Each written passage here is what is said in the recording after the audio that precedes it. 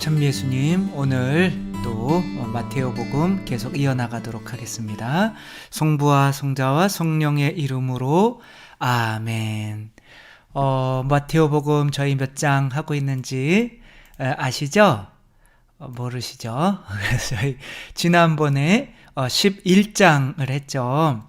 11장 전에 10장에서는 또 어떠한 일이 있었느냐면 예수님께서 사도들을 뽑으시고 사도들을 교회를 세상으로 파견하시는 내용이 있으셨죠. 그렇죠? 이제 교회를 파견하면 이제 11장에서는 어떠한 이들이 교회를 받아들이는가 이런 얘기를 해줘야겠죠.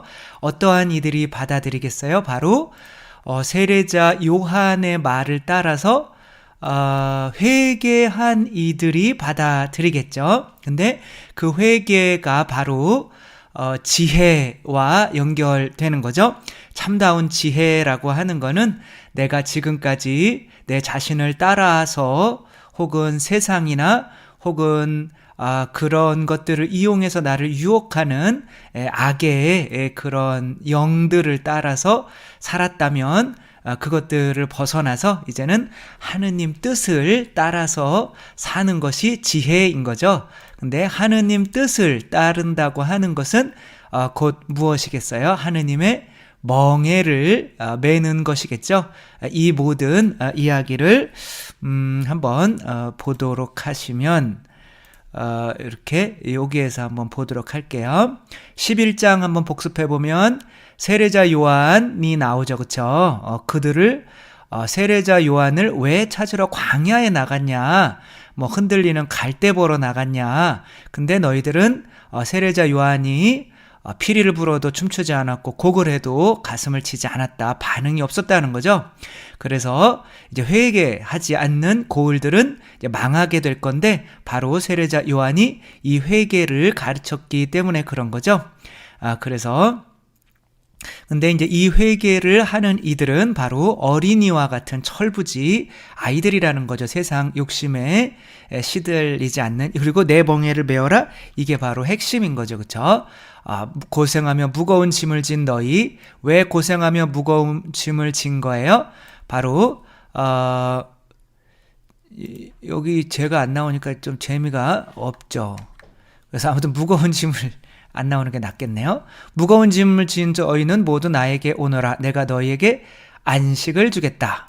그래서 참다운 안식은 이제 지금까지 내가 너무 세속, 돈과 육신, 육체적인 욕망과 마귀, 교만으로 너무 힘들어 했었던 나에게 예수님께서 평안한 안식을 주시겠다는 거죠. 그러려면 뭘 해야 된다?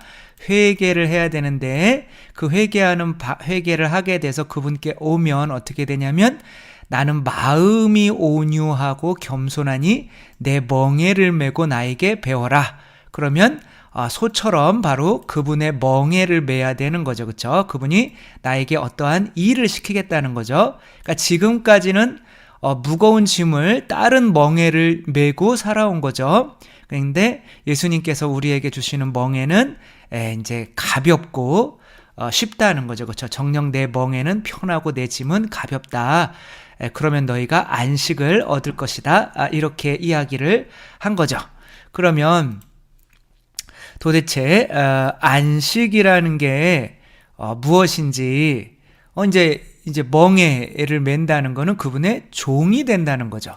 근데 그분의 종이 된다는 게 왜 안식인지, 안식일의 의미에 대해서 좀 이제 설명을 해줘야겠죠. 그렇죠? 그래서 두 번째 오늘 제 12장은 바로 하느님의 공동체가 성령으로 또 그리스도가 주인 되는 그 공동체가, 가족 공동체가 바로 안식이야 라고 하는 말씀을 하려고 하시는 거예요. 근데 첫 번째로 말씀을 하려고 하시는 것은 이제 12장에서는 안식일 이야기가 나온단 말이에요.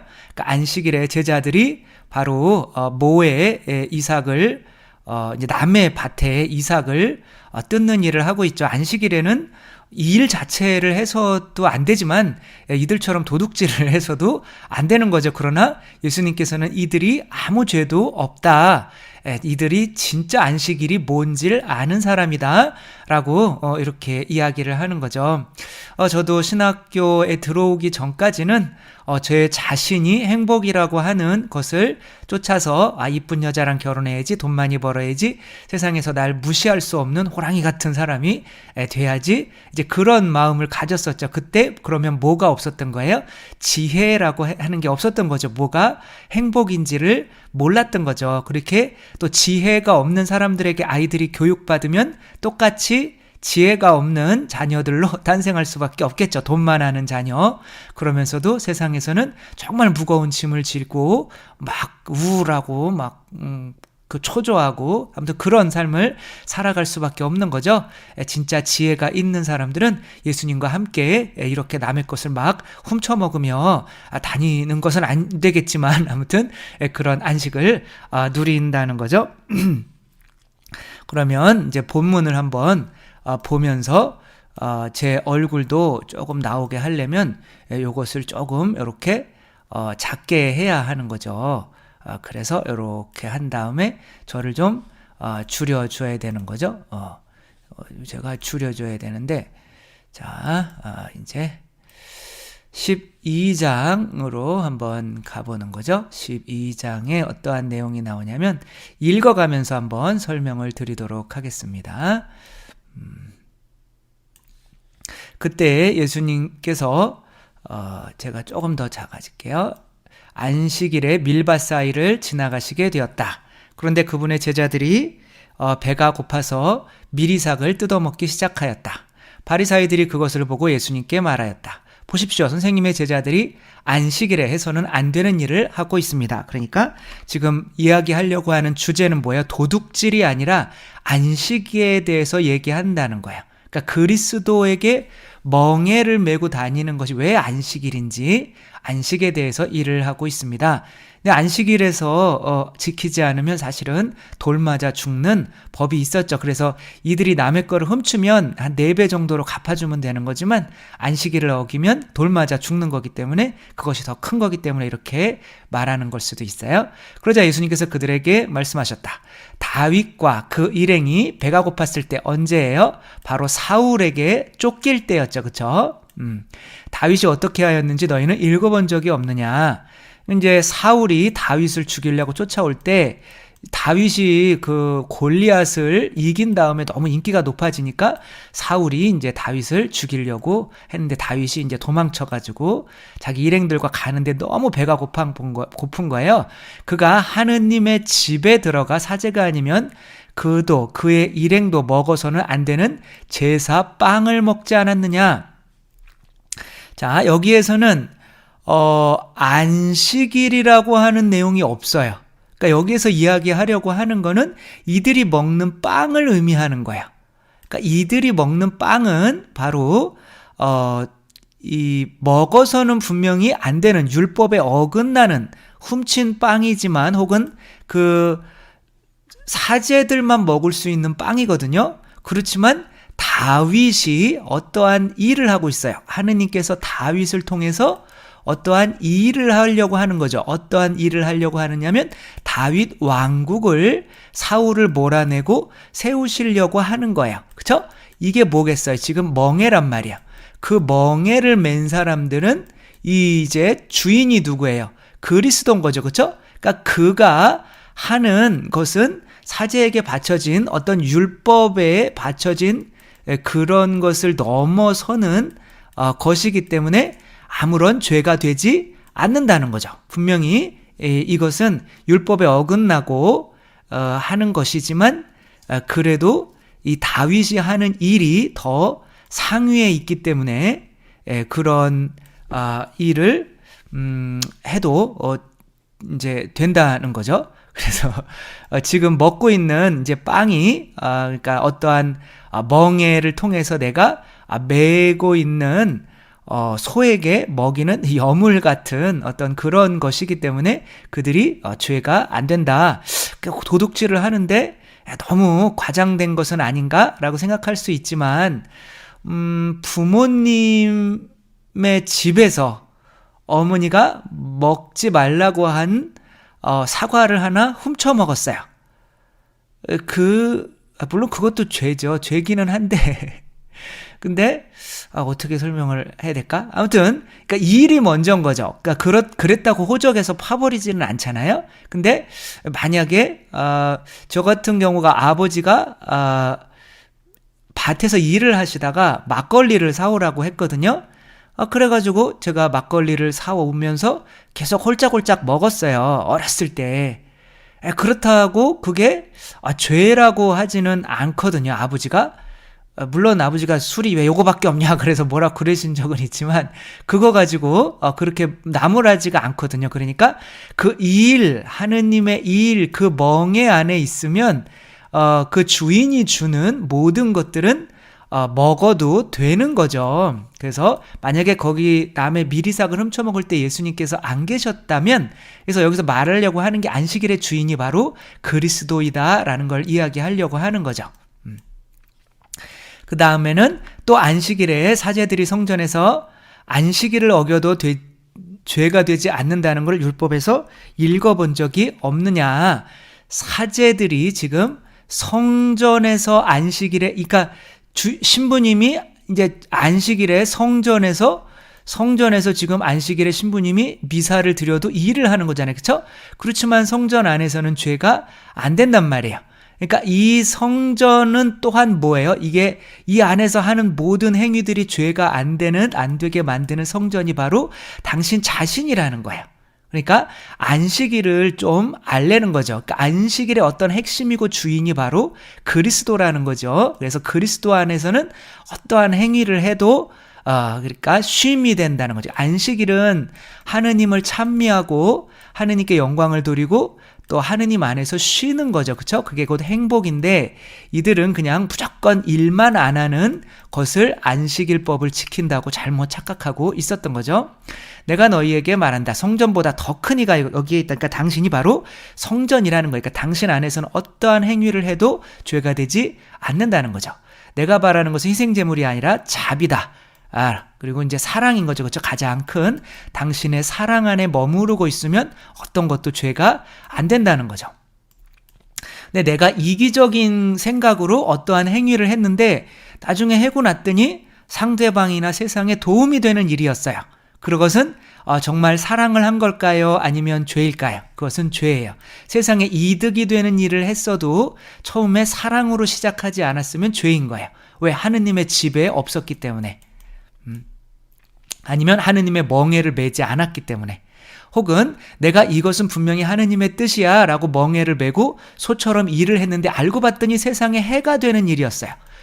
그래서 많은 사람들이 피해를 봤어요. 이것은 죄일까요? 아닐까요? 아니에요.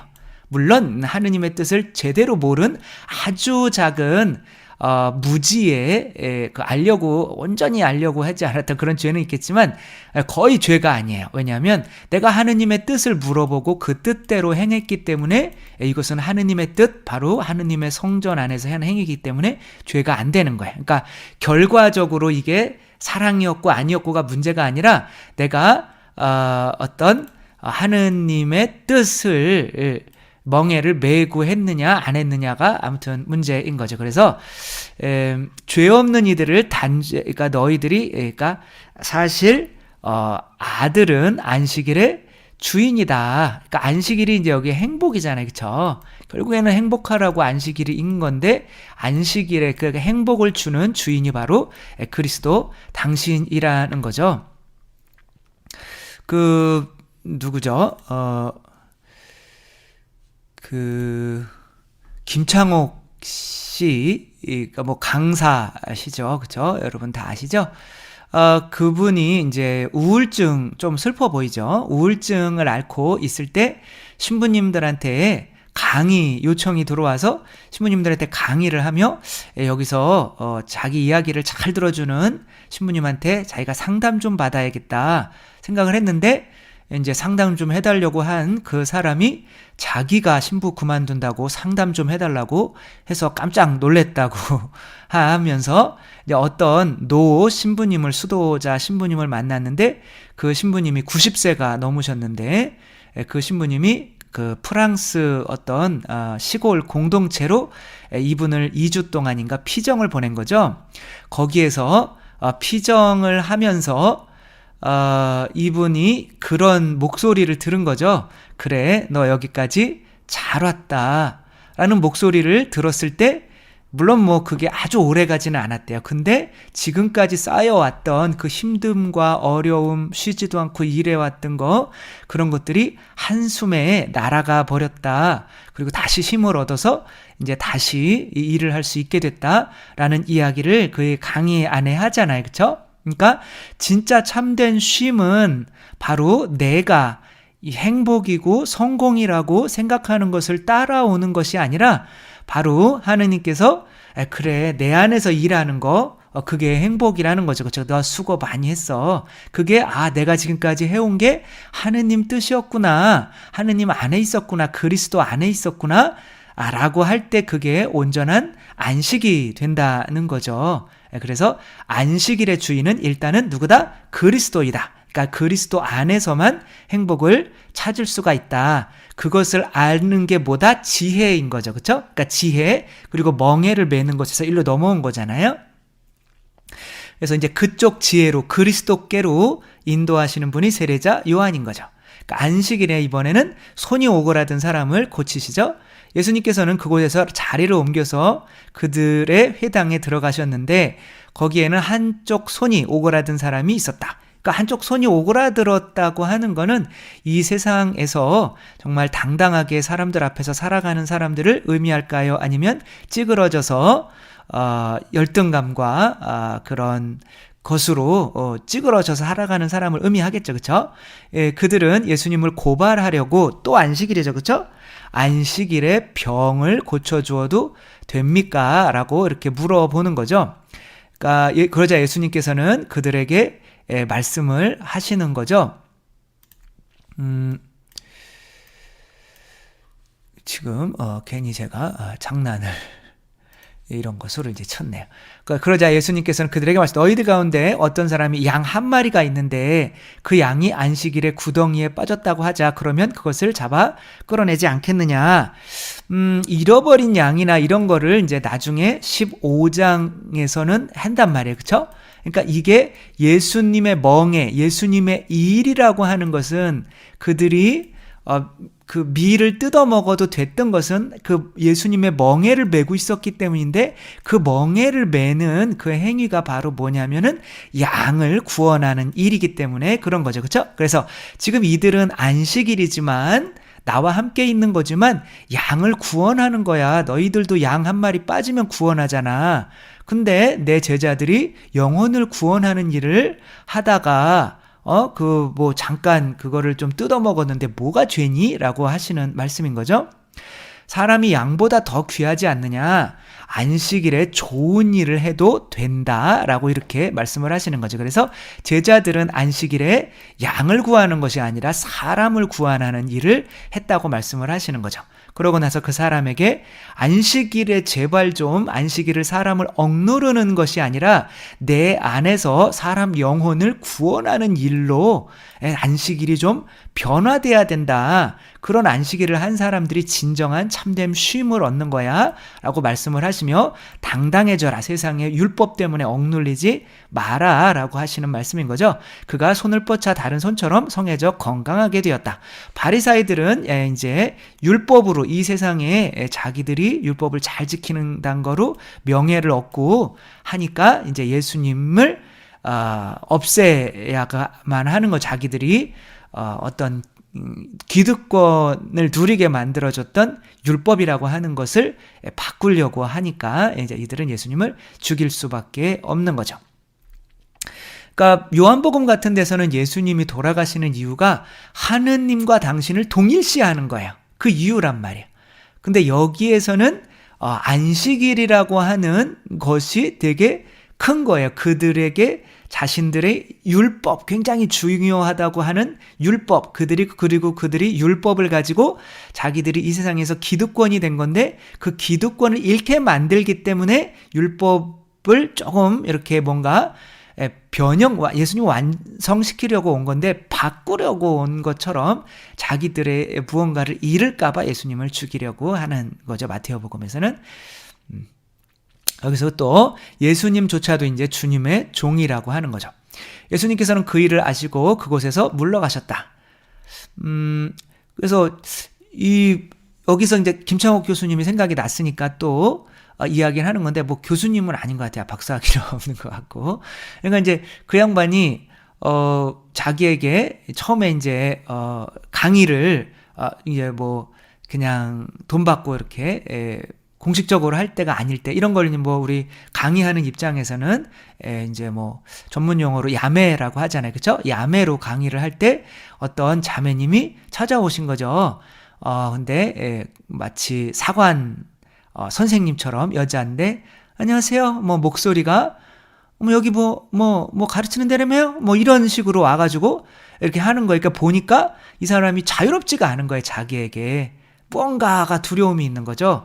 그러니까 알고 봤더니 자기가 이제 몽유병이 있어서 물속에 한강에 빠져 죽으려고 하는 걸 부모님이 거의 건져낸 상황이었는데, 그 해에 이분의 남동생이 물에 빠져 죽게 된 거죠. 그러니까 사람들이 말은 안 했지만 다 눈초리가, 네가 죽었어야 되는데 그 마귀가, 악령이 네 동생에게로 옮겨가서 동생이 죽은 거야. 그거 다 어떻게 보면 네 탓일 수 있어 라고, 자기 탓이라고 하니까 스스로 내 탓이 아니야 라고 하다 보니까 이제 내가 가면을 쓰게 되고 경직되고 이래, 그런 거죠. 그러니까 누군가가 그건 네 탓이 아니야 라고 안아주어야 하는 거거든요. 그러니까 안식일에는 그런 일을 해야 되는 거죠. 근데 김창옥 교수가 그분을 이렇게 안아준 거죠. 그러니까 우리가 굿 윌 헌팅인가요? 그 영화에서 그 로빈 윌리엄스가 누구죠? 그 사람이 이제 그 학생도 자기가 어떠한 어렸을 때 어떤 비슷한 일이 있었는데 안아주면서, 그건 네 탓 아니야, 네 잘못 아니야, 네 잘못 아니야, 이러면서 안아주는 장면이 있죠. 그거 굉장히 감동스럽죠, 그렇죠? 근데 여기서도 이렇게 안아주니까 왜 이러세요? 처음엔 그러더니 나중에는 당신 잘못 아닙니다라고 그냥 얘기도 안 했는데 그냥 안아준 거예요. 그러니까 이제 펑펑 웃으면서 나중에 남편에게도 하지 않았던 이 이야기를 한 거고, 뭐 일주일 뒤엔가는 그 이후로는 물가에 가지를 않았었는데 두려워서 수영복을 샀다고 이렇게 전화가 왔다는 이 이야기가 있는 거죠. 그렇죠? 안식일에 반드시 우리가 해야 되는 거, 우리가 안식일을 사는 삶, 참 행복을 사는 삶이라고 하는 것은 바로 다른 사람이 이 세상에서 이렇게 묶여있고 쪼그라 있는 사람들에게 안아주면서, 그것은 당신 탓이 아닙니다, 쪽 펴고 일어나세요 라고 해주는 것이 바로 참된 안식일을 사는 삶이라고 하는 거죠. 자, 예수님께서는 그 일을 아시고 그곳에서 물러가신 거예요. 그러니까 무슨 일을 아셨다는 거예요? 당신을 죽이려고 하는 일을 아신 거죠. 그런데도 많은 군중이 그분을 따랐다. 예수님께서는 그들을 모두 고쳐주셨으면서도 당신을 다른 사람에게 알리지 말라고 엄중히 이르셨다. 그러니까 요거를 함구령이라고 하잖아요. 그렇죠? 알리지 마라. 이것은 각 복음서마다 함구령을 해석하는 내용이 조금씩 달라요. 여기서 마테오 복음에서는 왜 이것을 함구하려고 했는지 그 이유가 이제 여기에 나오는 거죠. 이사야 예언자를 통하여 하신 말씀이 이루어지려고 그리 된 것이다. 보아라, 내가 선택한 나의 종, 내가 사랑하는 이 내 마음에 드는 이다. 내가 그에게 내 영을 주리니, 결국에 나를 안아줄 때, 그때 오는 성령 사랑인 거죠. 그렇죠? 그 민족들에게 올바름을 선포하리라. 그는 다투지도 않고 소리내지도 않으리니 거리에서 아무도 그의 소리를 듣지 못하리라. 그는 올바름을 승리로 이끌 때까지 부러진 갈대를 꺾지 않고 연기나는 심지를 끄지 않으리니 민족들이 그의 이름에 희망을 걸리라. 여기에서 이제 함구령을 내린 이유는 바로 어떤 것이냐면 이 성령을 받으면 어떻게 되냐면 지금 이들이 예수님을 죽이려고 하는 거잖아요. 그렇죠? 거기에 대해서 예수님이 어떻게 호랑이처럼 이렇게 호랑이처럼 막 이렇게 나서서 내가 잘못된 것도 없는데 네가 왜 나한테 이래? 이렇게 해야 되나요? 그냥? 아니면 군고구마처럼 구워져가지고 그냥 남을 위한 그냥 나 먹어 그러면 맛있어 라는 군고구마가 돼야 되는 거예요. 그러니까 성령은 이제 불군고구마 항상 이 성령은 불처럼 이렇게 내가 아까 다른 사람들이 눈초리가 너 때문에 네 동생이 죽은 거야 라고 할 때 아니에요 나 때문에 죽은 게 아니에요 라고 하는 그 모습이 이제 세상에서 호락호락하지 않은 여자가 되기 위해서 막 강하게 보이려고 이제 그런 모습이 되는 거죠. 그렇죠? 근데 그런 사람에게는 그런 사람 마음이 온유하고 겸손하지 않잖아요. 그렇죠? 무엇만 한 소리만 하면 왁 그냥 하는 이제 그런 사람은 온유하고 겸손한 사람이 아닌데 그 멍에가 곧 뭐예요? 성령이고 하느님의 뜻인 거죠. 그렇죠?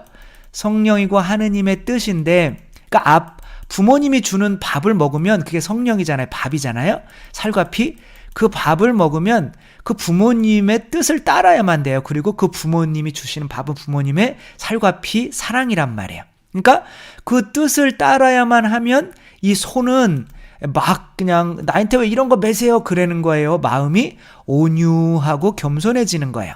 마음이 온유하고 겸손해지는 거죠. 그래서 호랑이처럼 되는 거예요. 세상에서 나 무시할 수 없게 막 그렇게 센 사람이 되는 거예요. 아니면 겸손하게 그냥 양식이 되는 거예요. 똑같이 군고구마가 되는 거죠. 그렇죠? 그러니까 여기에서는 사람들에게 희망을 주기 위해서 성령을 받은 이는 그렇게 이렇게 강한 사람이 아니라 정말 자비로운 분으로 비춰지어야만 사람들이 그분에게 희망을 걸기 때문에 이렇게 한다는 거죠. 그렇죠?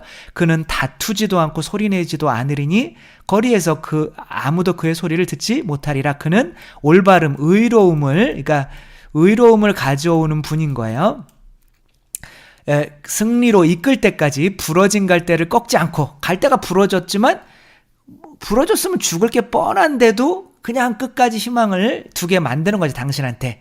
근데 내가 호랑이와 같은 사람이라면 나에게 다가올 수가 없는 거죠. 그렇죠? 내가 군고구마여야 다가오는 거죠. 군고구마 보면서 아이 무섭다 막 그러는 사람은 없잖아요. 그렇죠? 그러니까 희망을 얻고 나를 먹으면 힘을 낼 수 있는 사람처럼 되기 위해서 그리고 꺼져가는 심지도 이제 연기 나는, 그럼 이미 꺼진 거잖아요. 그죠? 그래도 끄지 않는 이런 모습이 되기 위해서 예수님께서 이제 다른 사람들한테 이분이 여기 있다. 지금은 이분을 막 죽이려고 사람들이 이제 난리를 피는 거잖아요. 그때 그래 나 여기 있다 죽여라 이러는 게 아니라 그냥 숨어 들어가시는 거예요. 예수님께서 그렇게 힘없이 숨어 들어가신 이유가 바로 당신에게 사람들이 희망을 걸 수 있게 군고구마가 되시는 그 모습으로 숨어 들어간 것이라는 것을 말씀을 해주시는 거죠. 누구나가 자기 안에서 안식을 이룬 사람은 내가 이 세상에서 나를 막 무시하고 하는 사람들에게 대해서 우악 하는 사람이 아니라 안식을 이루었다는 것은 이미 내가 이 세상에서 죽은 거죠. 죽은 시체가 이놈 그런다고 해서 벌떡 일어나가지고 왜 그러진 않잖아요. 그렇죠? 그게 진짜 안식이라는 거죠. 그렇게 하니까 이제 이들이 또 어떠한 공격을 해오냐면 그때 사람들이 마귀 들려 눈이 멀고 말을 못하는 사람을 예수님께 데려왔다. 눈이 멀고 말을 못하는 사람, 그러니까 이분이 메시아인지 모르고 또 그래서 그 예수님의 복음을 선포할 수 없는 사람을 의미하는 거죠. 예수님께서 그를 고쳐주시자 말을 못하던 사람이 말을 하고 보게 되었다. 그러자 군중이 겁에 질려서 저분이 혹시 다윗의 자손이 아닌가? 그러니까 메시아죠. 그렇죠? 구원자 메시아가 아닌가?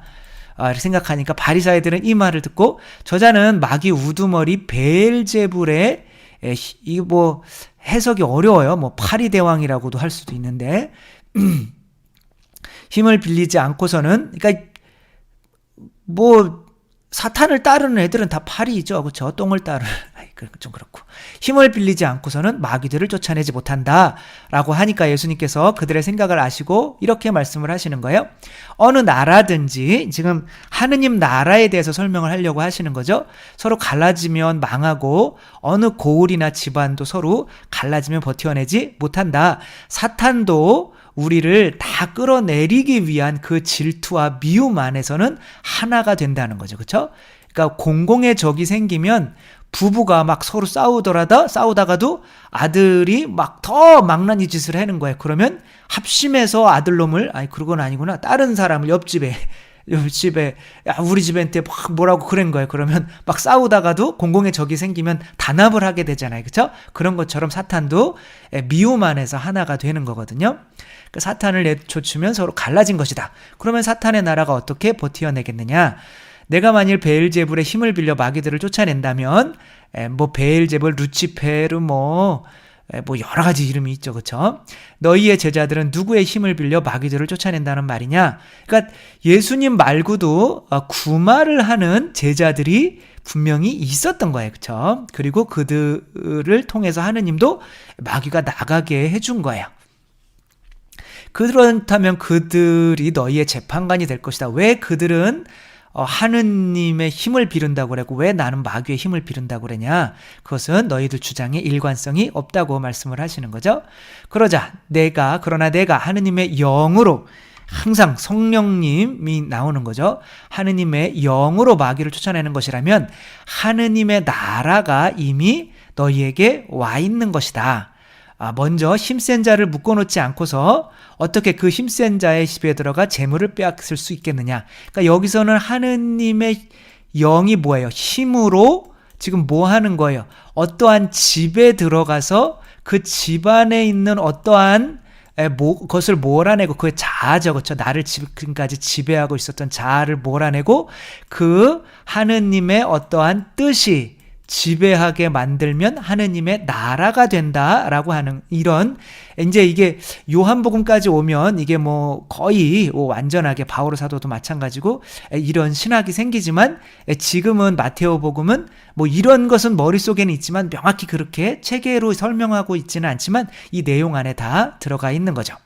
그래서 힘이 필요한 거죠. 내 안에 있는 마귀를 쫓아낼 수 있는 그 힘이 바로 성령이라는 거예요. 그래서 재물을 빼앗을 수 있겠느냐? 묶어놓은 뒤에야 그 집을 털 수 있다. 나와 함께 하지 않는 자는 나를 반대하는 자고 나와 함께 모아들이지 않는 자는 흩어버리는 자다. 그러니까 여기에서 복음을 전하는 멍에 하느님의 뜻은 뭐냐면, 양을 구하는 하느님의 뜻은 뭐 아니면 지금 전쟁과 같다는 거야. 그 안에 이미 사탄이 들어가 있는 거예요. 그래서 마테오복음에서는 예수님이 돌아가셔야 된다라고 하니까 베드로가 돌아가시면 안 됩니다라고 했더니 베드로에게 뭐라고 그래요? 사탄아 물러가라 그러잖아요. 그렇죠? 사탄이 직접 베드로를 지배하고 있는 것은 아니지만 그 자아, 너는 하느님의 일은 생각하지 않고 사람의 일만 생각하는구나. 그러니까 멍에 하느님의 일은 영혼을 구원하는 건데 사람의 일, 내가 내 일만 생각하는 게 사탄이란 말이야. 그러니까 이 사탄을 몰아내게 만드는 것이 바로 뭐다? 성령의 힘이라는 거야. 그러므로 내가 너희에게 말한다. 사람들이 어떠한 죄를 짓든 신성을 모독하는 어떠한 말을 하든 다 용서받을 거다. 그러나 성령을 모독하는 말은 용서받지 못할 거다. 그 사람의 아들을 거슬러 말하는 자는 용서받을 것이다. 그러니까 나를 욕해라 이거야. 그러나 성령을 거슬러 말하는 자는 현세에서도 내세에서도 용서받지 못할 것이다. 내세 죽은 다음에도 용서받는 일이 그럼 있을 수 있다는 거잖아요. 그렇죠? 그게 어쩌면 우리가 연옥에 대해서 이야기하는 걸 수도 있겠죠. 그렇죠? 완전히 용서받지 못한 것에 대해서 연옥에서 용서받을 수가 있는 거죠. 그게 중요한 것이 아니라 여기에서는 성령을 거슬러 이제 말하는 죄가 도대체 뭐냐. 지금 예수님이 성령의 힘으로 마귀를 쫓아내고 있는 것인데 우리 안에 자아를 죽이고 있는 거죠. 그렇죠? 근데 그 성령마저 믿지 못하면 나는 욕해도 되지만, 그리스도는 욕해도 되지만 그 성령을 거슬러 말하는 자는 용서받지 못할 것이라는 거야. 그러니까 이 성령은 뭐냐면 지금 예수님께서 주시는 성체 성혈이라고 말해도 되고 사랑이라고 해도 되는 거예요.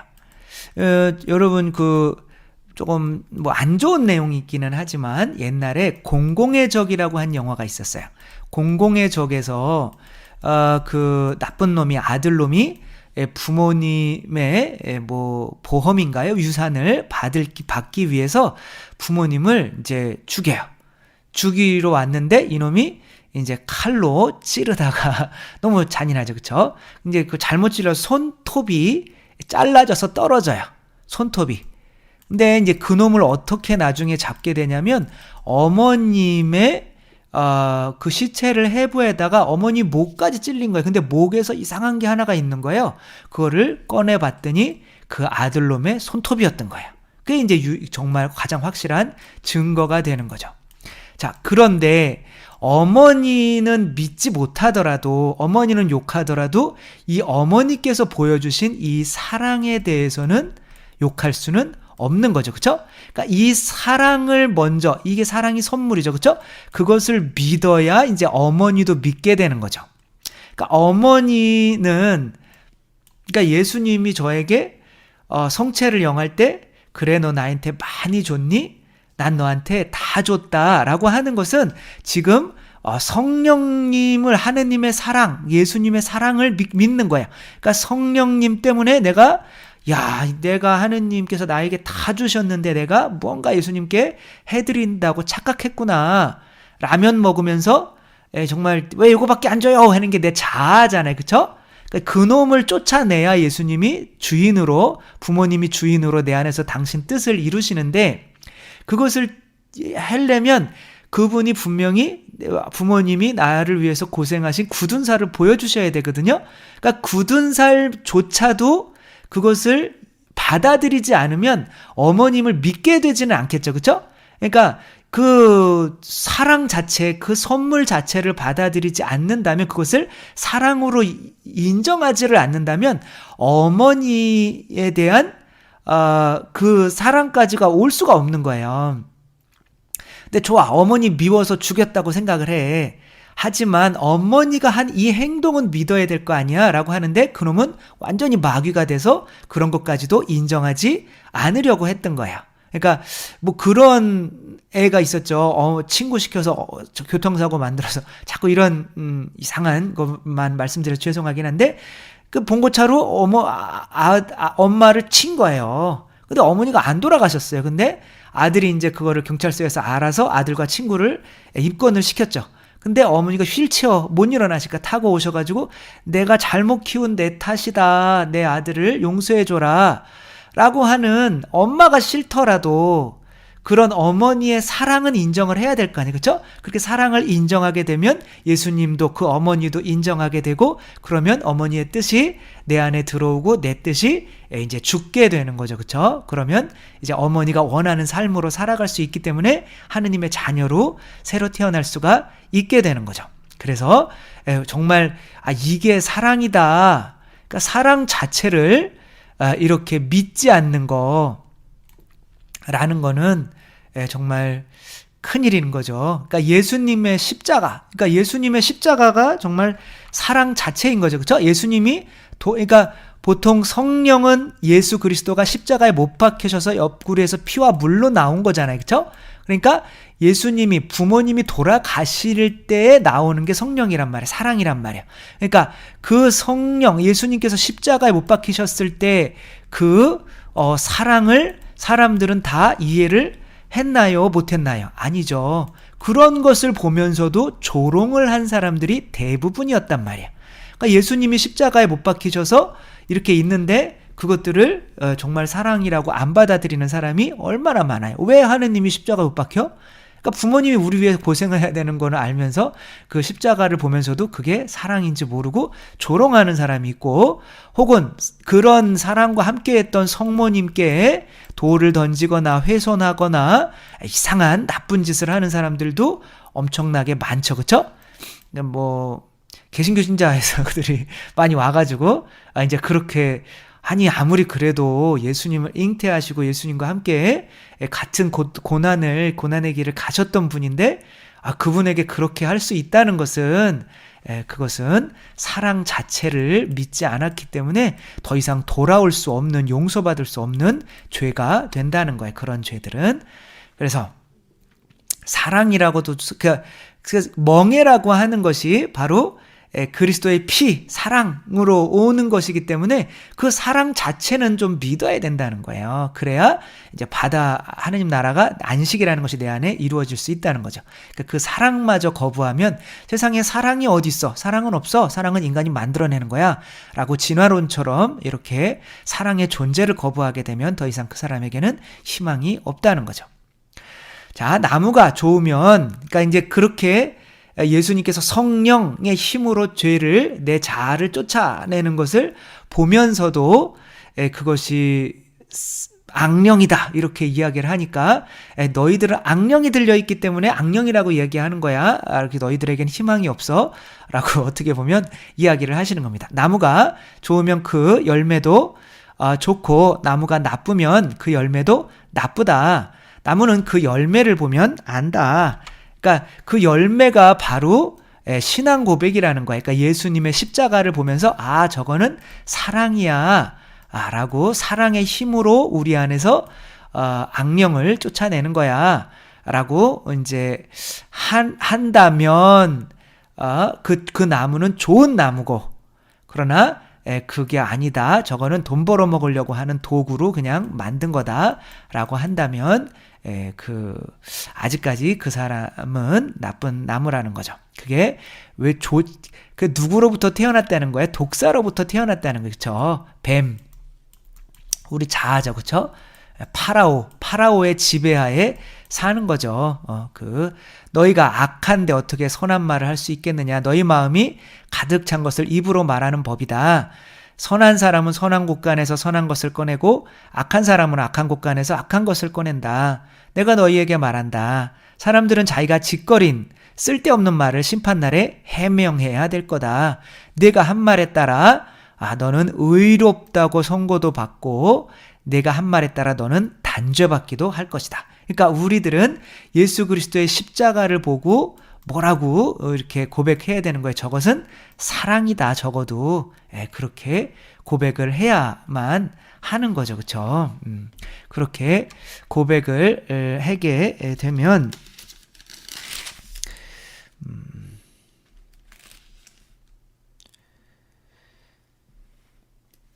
하면 이제 요나의 표징, 이제 그들이 이제 표징을 보여달. 그러면 당신을 믿도록 표징을 보여줘라. 근데 그들이 믿지 못하는 것은 사랑이라는 것 자체가 십자가라는 거를 받아들이지 않으려고 하는 건데 계속 만약에 사랑이 십자가다 그러면 그리스도를 하느님 이렇게 믿을 거 아니에요, 그렇죠? 그러니까 자식을 이렇게 낳기만 하면 끝인가요? 자녀를 낳아서 자녀들이 잘 자랄 수 있도록 계속 십자가 밥 벌어먹이려고 그냥 아빠는 나가서 일하고 엄마도 막 고생하시고 그러잖아요. 이제 그런 것처럼 하느님께서 인간을 창조해 놓으셨으면 인간에게 양식을 주고 키우기 위해서 또한 이제 부모라면 십자가를 져야만 하는 거죠. 그게 자연의 법칙이잖아요. 그렇죠? 그런 십자가를 인정하지 않으면서 그 십자가의 표징 말고 또 다른 표징을 보여달라는 거예요. 그때 율법학자 바리사의 몇 사람이 예수님께 말해, 스승님이 일으키는 표징을 보고 싶습니다. 그러자 예수님께서 대답하셨다. 악하고 절개 없는 세대가 표징을 요구하는구나. 어떤 기적을 보여주면 내가 믿겠다라고 하는데 저도 결국에는 신학교에 들어와라 라고 하는데 신학교에 들어올 생각은 안 하고 아니 좀 표징을 좀 보여주십시오 라고 하는 거예요. 그래가지고 근데 실제로는 내가 표징이 없어서 못 믿는 것이 아니라 내가 지금 누군가와 결혼하고 싶고 누군가 또 어떤 꿈이 있고 또 대학교를 또 힘들게 들어가는데 자퇴하고 싶지 않고 이제 이런 버리고 싶지 않은 것 때문에 믿으려 하지 않는 거거든요. 이 멍에를 매면 지금까지 내가 멍에를 매고 살아와서 추구하던 세속 육신 마귀를 버려야 되는 거잖아요. 그쵸? 그러니까 이걸 버리기 싫으면서 그 핑곗거리로 바로 이걸 그래서 매기 싫은 건데 왜냐하면 그러려면 또 사랑을 해야 되거든요. 사랑을 하려면 돈 좋아하면서는 사랑할 수가 없고, 내 육체적인 것만 찾으면 사랑할 수가 없고, 내가 교만하면서는 사랑할 수가 없기 때문에 그걸 다 버려야만 하는 건데, 그게 싫으면서 이렇게 일 건너올 때 항상 그 핑계거리로 뭐를 요구한다는 거예요? 표징을 요구한다는 거예요. 그래서 나도 좀 표징 좀 보여달라 그랬더니 성탄 성당에 올라갔는데 거기 성모님께서 갑자기 진짜 성모님으로 보이는 거 아니에요.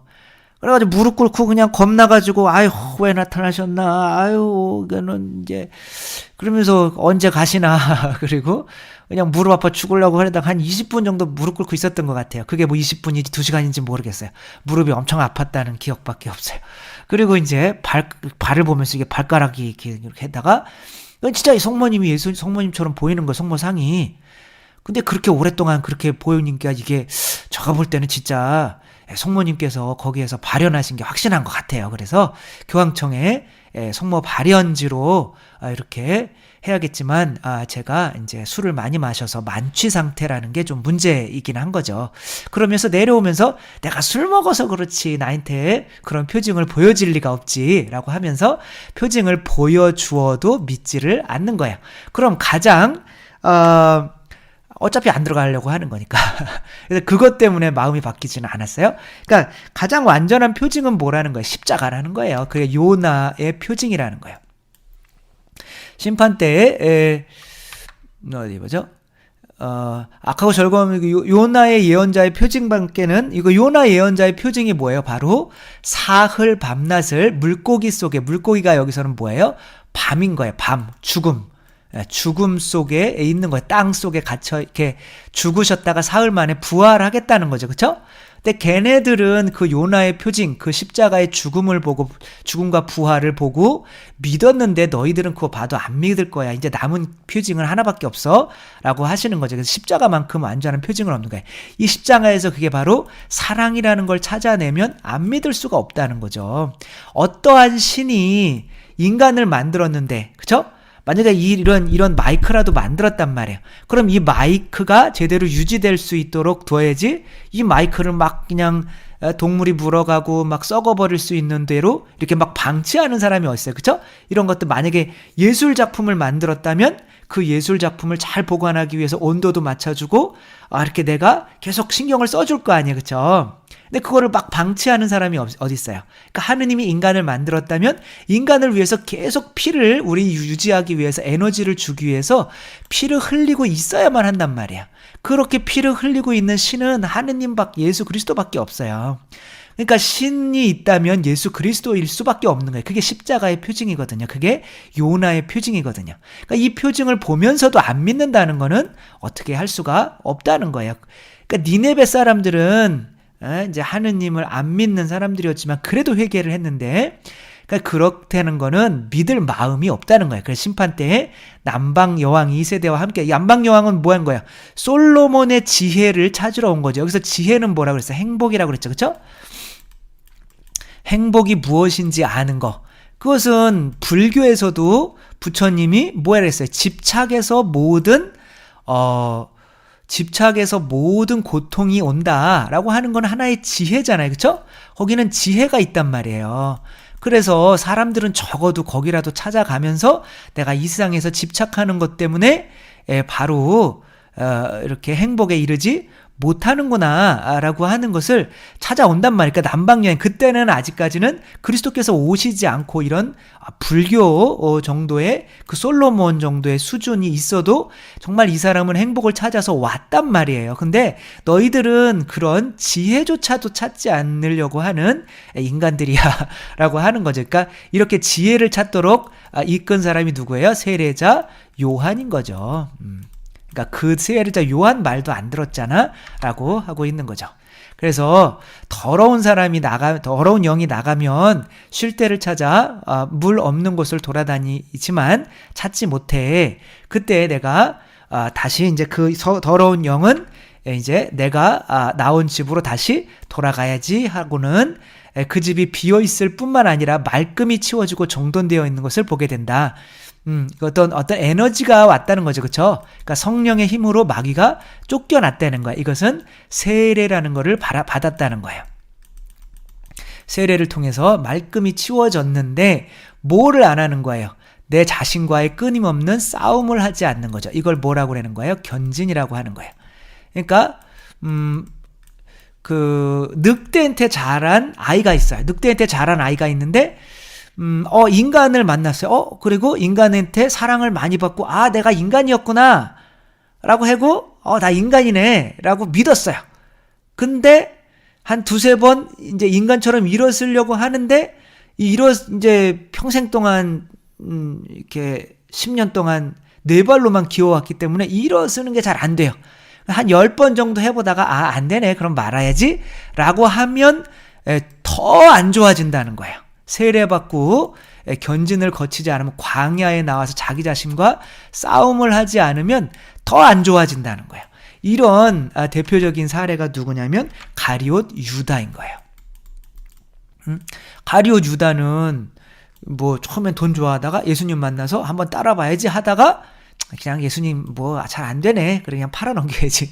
라고 하면 더 안 좋게 되는 거죠. 그쵸? 그러니까 아마도 마테오는 지금 가룟옷 유다가 그렇게 교회 안에 있었어도 그렇게 되는 이유 때문에 지금 가룟옷 유다를 생각하며 이 얘기를 하는 것이 아닐까. 그러면 다시 나와 자기보다 악한 영 7을 데리고 그 집에 들어가 자리를 잡는다. 그래야 그 사람이 끝이 처음보다 더 나빠진다. 이 악한 세대도 그렇게 될 것이다. 지금 바리사이 율법학자들도 하느님의 이제 찾아오려고 하다가 이제 결국에는 그렇게 되어버린 것에 대해 이제 이야기를 하는 거죠. 이제 결론을 지어줘야지, 그쵸? 자, 이제 하느님 나라, 성령으로 이루어지는 하느님 나라. 이제 바오로는 신학적으로 이미 그 뒤에 다 정의를 했죠, 그쵸? 성령으로, 하느님 나라는 먹고 마시는 일이 아니라 성령으로 이루어지는 의로움과 기쁨과 평화다, 행복이다 라고 하는데, 여기에서는 마테오는 어떤 복음이라고 그랬죠? 교회의 복음이죠. 그렇죠? 그렇게 된 사람들이 모인 이 공동체, 이 가족이 바로 뭐다? 하느님 나라다. 그게 바로 안식이다. 여기서 들어와야 안식을 얻게 된다라고 하는 거죠. 그렇게 결론을 맺게 되는 거죠. 예수님께서 아직 군중에게 말씀하고 계시는데 그분의 어머니와 형제들이 그분과 이야기하려고 밖에 서 있었다. 그러니까 이전의 가족들이 나와야 되는 거예요. 그러니까 여기서 뭐 어머니를 내가 모른다고 했다고 해서 그런 얘기 하려고 하는 게 아닌 거란 말이에요. 이야기 흐름상. 그래서 어떤 이가 예수님께 보십시오. 스승님의 어머니들은 없잖아요. 어머니죠. 어머니와 형제들이 스승님과 이야기하려고 밖에 서 계십니다. 라고 말했죠. 여기서는 이제 인간의 피로 맺어진 가족인 거죠. 그러자 예수님께서는 당시께 말한 사람이 누가 내 어머니고 누가 내 형제들이냐 하고 반문하셨다. 그러니까 여기에서는 하느님의 피로 맺어진 거죠. 그게 뭐예요? 곧 성령인 거죠. 하느님의 일을 똑같이 하고 있는, 하느님의 멍에를 메고 있는, 성령을 메고 있는 그리스도의 집 안에 머무는, 그리스도의 집 안에 머무는 사람들인 거죠.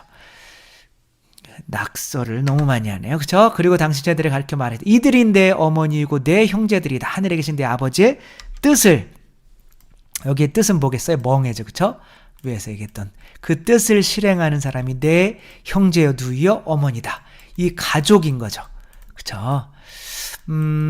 정말 우리의 피로 맺어진 가족이 더 중요한가요? 물론 그 가족도 중요하죠. 근데 그거보다 더 어떻게 해요? 하느님의 피, 성령으로 맺어진 가족이 더 중요하다는 거예요. 이게 이제 소공동체의 모습이 되어야 하는 거죠.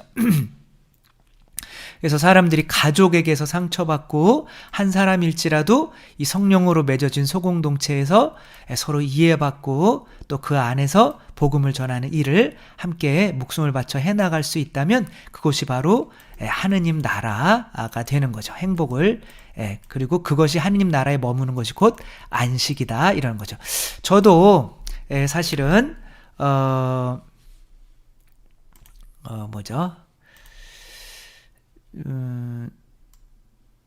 저도 하느님이시오 사람이신 그리스도의 시를 읽고 나서 이 가장 부러웠던 것이 그때 이제 저의 찾고 있었던 게 행복이잖아요. 근데 가장 부러웠던 것이 이 예수님을 쫓아다니는 사람들 안에 들지 못한 거예요. 그러니까 이들은 다 가족도 버리고 아버지도 버리고 재물도 버리고 형제도 버리고 부인도 버리고 심지어 지금 예수님을 쫓아다니는 거잖아요. 그런데도 이들의 공동체의 삶이 그 하느님이셔 살아계신 그리스도의 그 열권에 나오는 이들의 삶이 박해받고 힘들고 그런데 너무 행복해 보이는 거예요. 그러면서 저게 바로 하느님의 나라구나. 저기 안에 들어가서 저렇게 예수님과 한 공동체가 되는 게 진짜 행복이구나. 가족도 줄 수 없는, 내가 여자를 좋아해서 그 가족과 만들려고 하는 그 가족 공동체에서 줄 수 있는 행복보다 더 큰 행복을 이 그리스도의 공동체에서 얻을 수가 있는 거구나. 그것이 바로 안식이고, 그래서 저의 모토를 뭐라고 그랬냐면 힘들고 무거운 짐을 지은 사람들 다 나에게 와서, 맞아, 내가 행복하고 싶은데 그 행복을 위해서 그렇게 내 자아를 따라가고 있는데, 이제 나는 마음이 온유하고 겸손하니 나에게 내 멍에를 메고 나에게서 배워라. 이게 제 서품 성구예요. 그러니까 그 예수님의 제자단에 들기 위해서 예수님의 멍에 이 성령을 메고, 그 다음에 그 예수님의 살갑이를 먹고 마시고 또 예수님에게서 배우고 예수님과 함께 복음을 전하는, 이게 바로 내 멍에는 편하고 내 짐은 가벼우니 그게 너희에게 안식이 될 것이다. 너희의 행복이 될 거야. 라고, 행복을 찾아오다 그 행복으로 나는 바뀌었습니다. 라고 하는 것으로 그런 성구를 하게 됐죠. 진정한 행복이 하느님 나라이고, 그것이 이러한 그리스도 공동체가 새로운 가족이 되는 거고, 피로 맺어진 가족보다 더 큰 행복을 준다는 거, 또 우리 잊지 않으며, 또 마테오 사도이자 복음 사가께서 말씀하시는, 그리고 초대하시는 참다운 행복으로 우리도 나아갔으면 좋겠습니다. 주님께서 여러분과 함께, 전능하신 천주 성부와 성자와 성령께서는 여기 모인 모든 이에게 축복을 내리시어 길이 머물게 하소서. 주님과 함께 가서 복음을 전합시다. 하느님 감사합니다. 성부와 성자와 성령의 이름으로 아멘. 감사합니다. 사랑합니다.